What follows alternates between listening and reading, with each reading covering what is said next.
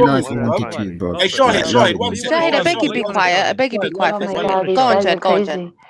All right, so see, this is what I'm saying. Thank you. When you say like, what you asked me the question, right? What was the reason why they were doing those shows? Yeah, you just asked me that before, right? You remember that? Where did I meet you? I met you on those shows, yeah. I met you on those shows, yeah. Chilla, you asked me Just let her just what was point the out. reason they did it in retaliation, right? To what they thought was To harassment what coming Raj to. was doing, yeah. To what Raj was doing. Yeah, Right. fine. So why do you think Raj is making shows on you?